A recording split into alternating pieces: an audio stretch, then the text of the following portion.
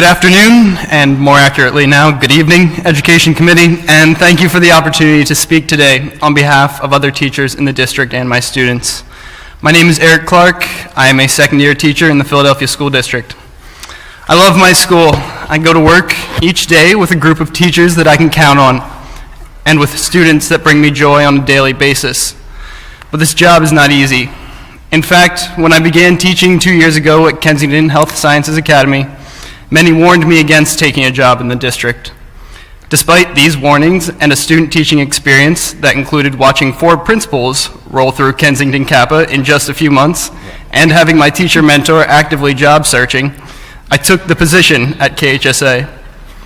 I was excited for the challenge and opportunity to make a difference in the lives of young people in this city. However, I quickly started to feel the weight of the failing district.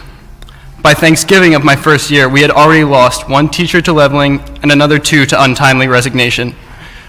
My school has about 25 teachers, so that's over 10% of our staff. Of those untimely resignations, one of them had an especially strong effect on my first year. It came from our 9th grade Algebra 1 teacher. She was teaching in a full-year Algebra 1 class, but she was not replaced until the first week of February, at which point I was assigned to complete the curriculum with these 9th graders. Remember that Algebra 1 is a tested subject and that these students went 2 months without a teacher. Needless to say, they were far behind the starting point of the curriculum given to me. In fact, even before they had arrived, the outlook wasn't good. Of the students I taught last year with available data, 0% scored proficient on their 8th grade PSSA scores from the year before. In fact, 88% of them scored below basic, the lowest possible score. The reason why this is an issue for me personally may surprise you. It is not that I find teaching these students to be an especially burdensome challenge. In fact, I love teaching them. I enjoy working with them through remediation to unlock potential they never knew existed, to give confidence to students who come into my class thinking math is literally impossible for them. The reason this is an issue for me is because no one recognizes the achievement of bringing a 9th grade student from a 4th grade level to a 7th grade level in just a few months.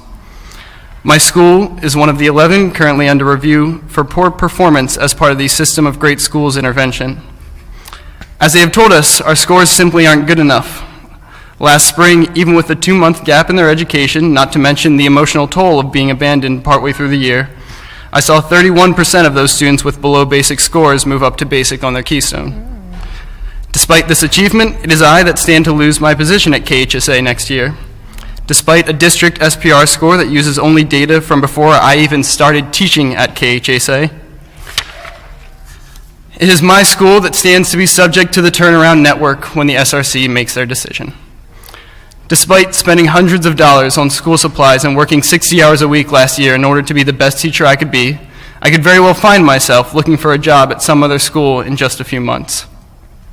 What kind of job is this if I can consistently receive positive reviews from my colleagues, principal, tutors, teacher, coach, and students, and still face job uncertainty? It seems like it just doesn't matter how hard I work. It doesn't matter what any of us do. It doesn't matter that our biology students had a greater percentage of proficient students on the benchmark than the district average. It doesn't matter that we spend hours each night differentiating for a group of diverse learners that includes 29% of students needing special education support and 18% of students in an ESL program. And it most certainly doesn't matter that my school was hand-selected to become a community school by Mayor Kennedy. If the school district doesn't care about what we need, what is the point?